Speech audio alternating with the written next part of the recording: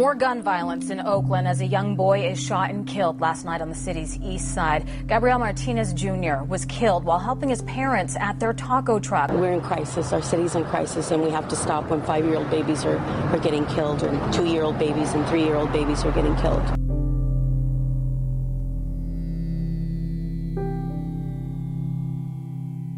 My brother told me, "Hey, bro, your shirt is leaking." And that's when we all knew that Rion got shot. All we see is violence. This is what it is. This is what we're raised to. They haven't learned to cope. I participated in the funeral. It was one of the hardest funerals I've ever had to do.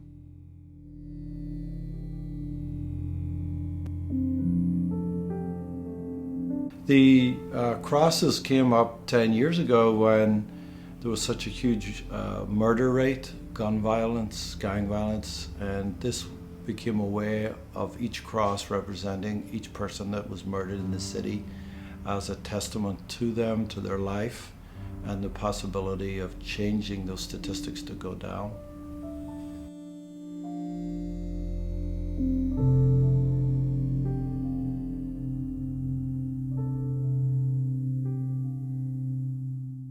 My name is Rion Giroux.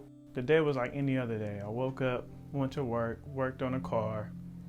You know, heard my sister was in trouble, so I ran around the corner, see what was up. Ran into this dude that was, doing some shady stuff to my sister.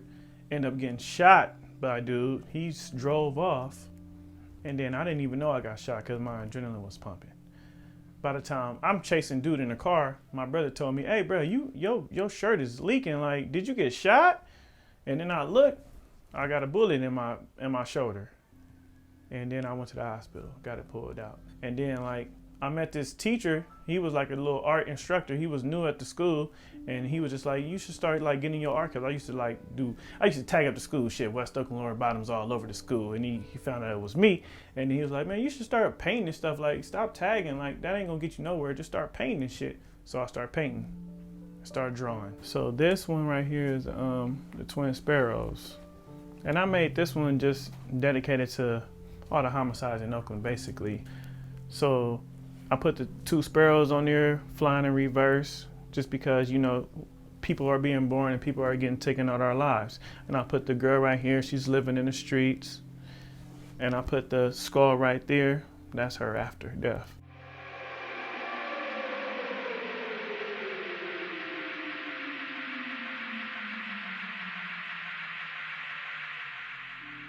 My name is Leon, AKA known as Man Baby. I'm a professional dancer. I'm a turf fiend, original. It's time consuming because when you're not busy, when you don't have nothing to do, when you don't have youth programs, dance classes, studios, stuff that kids can get their hands on, they tend to do stuff that's reckless. Steal cars, break into places, and it's not even the point that they want to do this. They find that exciting. It's a thrive for them. That's why I feel like more activities, more art classes, more dance classes, more studios, more equipment. We need it all.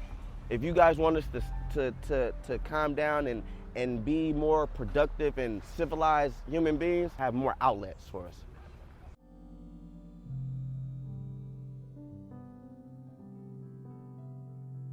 My name is Rick Salas, S-A-L-A-S. I was born and raised in the South Bay, San Jose. I've done a lot of diversion programs, so drugs, alcohol, violence, different kinds of substance abuse is kind of linked to young people that are haven't been successful in expressing themselves. They haven't learned to cope or have developed the skills to be able to cope with their with the issues that they deal with, and putting them in a situation where they're able to freely express themselves without any kind of borders or barriers or expectations put on them or any kind of negativity. It's an awesome area to see young people just nurtured and in an ideal situation for them to express what's going on with them. So I've seen remarkable turnarounds from a kid being so angst about a trial that they're going into, or that problems they're having at home, or they've been awarded a court been taken away from their family, and it's and then having them come in and do art.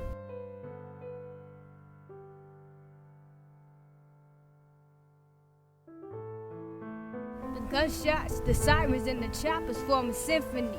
My name is Akeila Tolson, and I'm a rapper and a poet. At the end of the year, all we hear is a number, 100, 102. That's all we know. We don't know who these people are, and with the crosses, we start to realize who these people are. I've known Marcus for years now. He was one of the happiest guys I knew. He never got into it with anyone. He was always smiling and happy, and the day I found out he was killed, it was like there was kind of no hope for Oakland. If a guy like him could get killed, it was like anybody can get killed.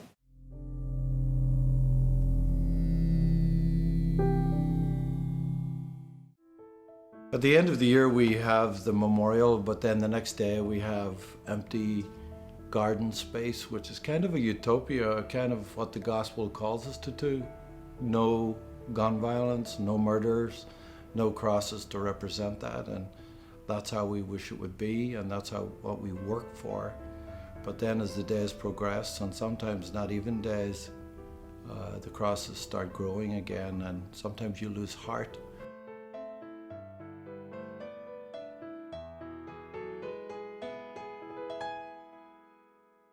My writing really helped me to rid myself of that bad memory. And putting them in a situation where they're able to freely express themselves without any kind of borders or barriers. So I started painting, started drawing. That's why I feel like more activities, more art classes, more dance classes, more studios, more equipment. We need it all. If art could change my city, there'd be hope for the hood. It made me who I am today, and I turned out pretty good.